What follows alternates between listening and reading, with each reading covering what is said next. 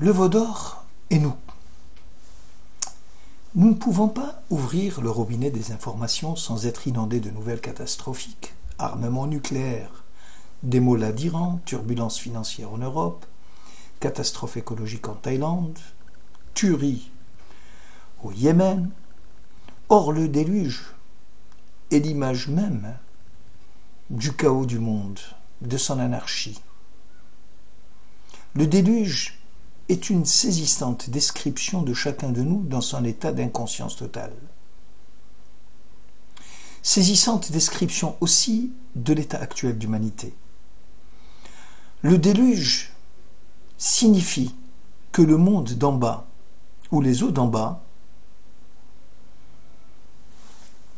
Maïm, sont comprises, ou sont coupées, des eaux d'en haut, Maïm Shelmata, c'est-à-dire celles dont elles procèdent et auxquelles elles sont ontologiquement liées. Au temps de Noé, les hommes se multiplièrent et ne mettaient au monde que des filles. Les hommes ne mettaient au monde que des fils, ce qui signifie qu'aucun être, ni homme ni femme, n'est mâle intérieurement. Aucun ne se souvient de ses énergies intérieures, de l'épouse qu'il a à conquérir pour s'accomplir. Rappelons qu'en hébreu, Zachar le mâle et Zachor se souvenir ont la même racine, et que Nekeva femme et Nekev un trou qui contient le secret du nom de Dieu. Or, sans aucun mâle, c'est un trou vide. L'être humain est totalement identifié à ce vide qu'il comble par toutes sortes d'activités ou de loisirs. Il mange, il boit, il dort, il se reproduit, il travaille, il se divertit, bref, il meurt. Et voici qu'arrive Noé, en hébreu, le repos, la consolation, la repentance. Son père les mères dit de lui, celui qui nous consolera de nos fatigues. Sa vocation est inscrite dans son nom. Dieu dit à Noé de construire l'arche. Il l'initie et même l'invite à prendre conscience de toutes ses énergies.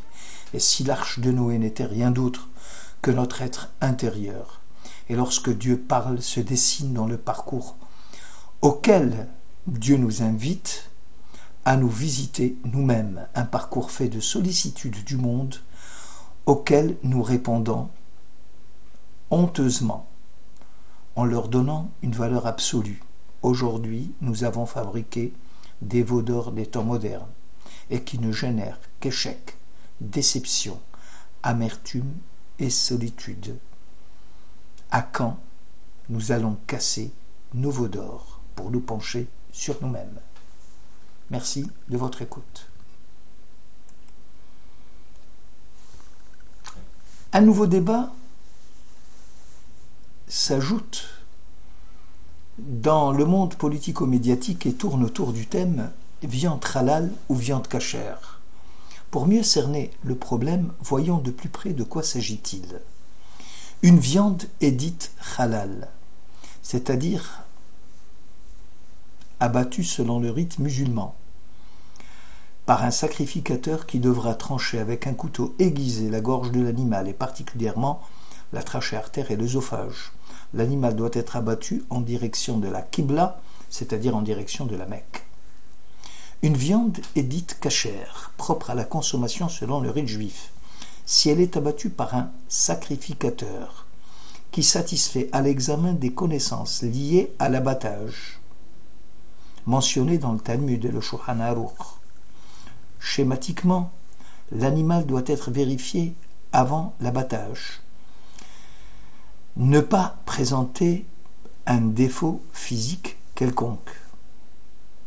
Abattu avec un couteau et filé en même temps la trachée et l'artère, il sera égorgé rituellement, vérifier la présence d'adhérence pulmonaire, extraction des parties interdites, le suif, le nerf sciatique, les gros vaisseaux, le vider de son sang. L'oubli d'une moindre perception de la Torah constitue une faute grave et la viande n'est plus cachère. une pièce de viande ou de volaille, ni rituellement abattue, doit encore d'être débarrassée de son sang. Le procédé de la cachérisation. Toute bête abattue improprement devient taref. La différence entre halal et kasher sont donc notoires. Donc on peut dire, sans nous tromper, que consommer halal n'est pas consommer kasher et vice-versa. En hébreu, la signification du concept kasher. Saint signifie séparation. Ce qui est saint se situe en dehors des limites, donc kasher ne peut être ni compris ni défini. Ça veut dire essentiellement autre. Bien des choses dans le monde peuvent être grandes, belles, sans avoir pour autant l'essence même du sacré, du kadosh. La nourriture kasher est donc une nourriture qui contribue au sacré et les autres. Une fois ingurgitée, elle contribue à alimenter le corps qui nourrit la pensée, l'âme, de la même façon que le sacrifice autrefois offert sur l'autel, dénommé mukdashin ou kadashin, les sacrés, avait pour fonction d'ouvrir une fenêtre entre le monde physique et le monde d'en haut. Consommer kasher, c'est contribuer encore à la sainteté même lorsque le temple n'existe plus.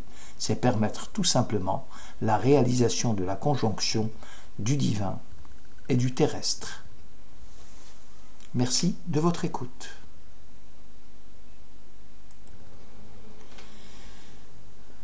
Le spectacle du monde. En ouvrant le robinet des informations ce matin, comme tous les matins d'ailleurs, nous sommes tous assaillis par des nouvelles, les unes aussi catastrophiques que les autres, échec de l'Europe, inondations dans le Var, bombes nucléaires iraniennes, et j'en passe. Et la question que nous nous posons, sommes-nous heureux ou simplement satisfaits du spectacle que le monde actuel nous offre? L'essor extraordinaire de l'industrie des loisirs est caractéristique d'une société qui s'efforce désespérément de trouver le bonheur. C'est le symptôme d'une collectivité souffrante, en mal d'objectifs véritables. On ne sait plus ce qu'est la vie, ou encore quelle est la finalité de ce monde. On peut se sentir heureux parce que momentanément comblé. Cette satisfaction liée au plaisir immédiat peut-elle conduire au bonheur? En fait, le plaisir procède d'événements extérieurs et conjoncturels. Il vient promptement, se rassasie et se dégoûte. Or, le bonheur correspond à la structure originelle et fondamentale de l'être humain. Est heureux celui qui vit en accord avec sa nature profonde, conformément aux dispositions qui relèvent de l'essentiel. Le bonheur est appelé tov, le bien. C'est l'adéquation d'une chose à sa structure réelle. Lorsque Dieu créa le monde, il vit qu'il était bien, c'est-à-dire il y avait conformité de la chose créée avec le projet divin originel. Adam, racine, l'homme qui ressemble à Dieu, et Damé les Elion. Donc l'homme sera heureux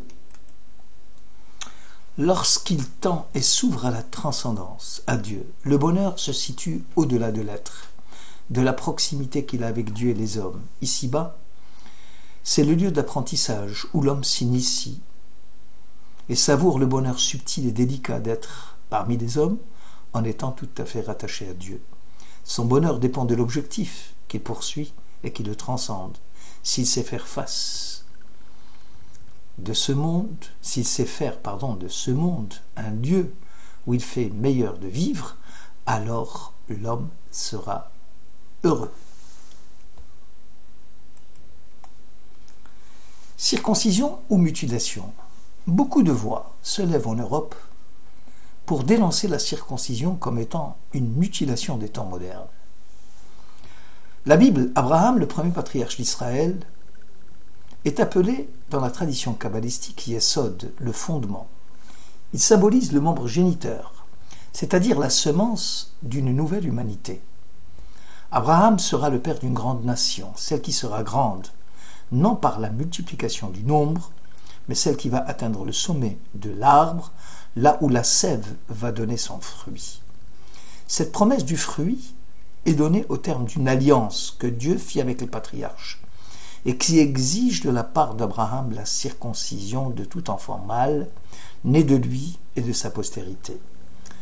À notre époque, toutes ces voix qui s'élèvent en Europe occidentale pour interdire cette pratique barbare de mutilation de l'enfant.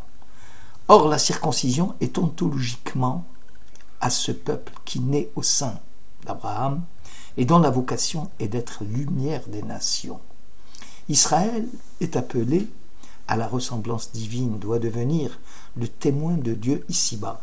Lui interdire la circoncision, c'est véritablement le mutiler. Reprenons l'exemple de l'arche, de l'arbre. La montée de la sève vers la pointe de l'arbre pour le rendre fécond ne peut se faire que s'il est absorbé par les basses branches. C'est pourquoi en arboriculture, la montée de la sève possède la loi de la taille. La taille ne se fait afin de mettre l'arbre à fruits, circoncire l'arbre, couper les rejets, tailler les basses branches, c'est couper toute cause d'hémorragie, c'est colmater la blessure de l'arbre ou de l'homme, afin que chaque homme, en particulier avec l'humanité tout entière, donne des fruits. Voilà qui, j'espère, fera réfléchir les esprits chagrins qui parlent de mutilation, en ignorant la vocation créatrice d'Israël.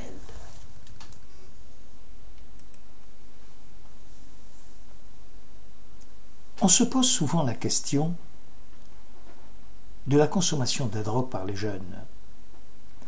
Cette détresse du jeune qui essaie d'échapper à l'emprise de l'être nous interpelle par son geste.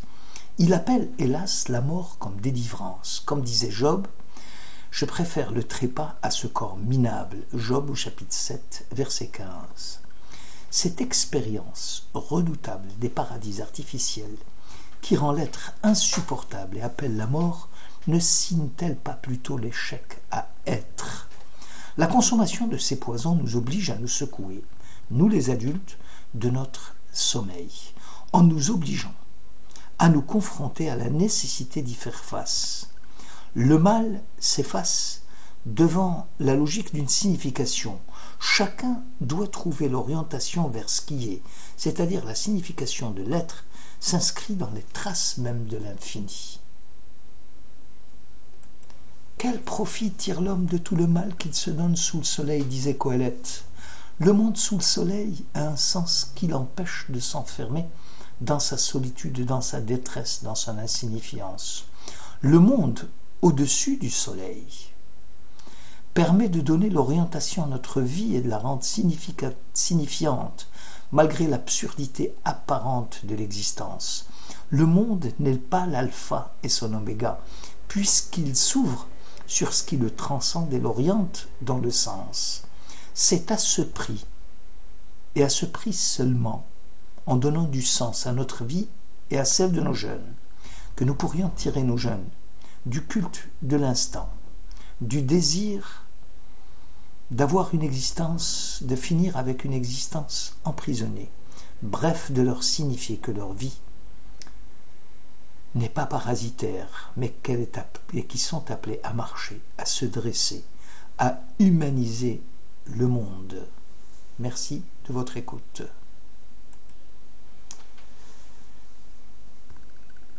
Nous vivons une drôle d'époque, décidément drôle, mais aussi effrayante. La montée en puissance de l'individualisme au nom de l'autonomie et de la liberté individuelle. Or, à quoi assiste-t-on aujourd'hui? À un repliement sur soi, celui qui nous éloigne de plus en plus du souci des autres, du souci du bien-être de notre communauté, et partant de la société tout entière. En conséquence, ne pas s'étonner de voir se développer une société permissive, génératrice de narcissisme, entraînant le crépuscule des devoirs et la perte des idéaux. La priorité est donnée désormais à la logique économico-financière du marché, avec des décisions pour justifier la répartition inégale des revenus et les atteintes graves à l'environnement, le peu d'enthousiasme des citoyens pour le politique, jouir des plaisirs de la vie privée prend le pas sur tout le mode de vie associatif, l'impuissance des individus devant le despotisme d'un État bureaucratique.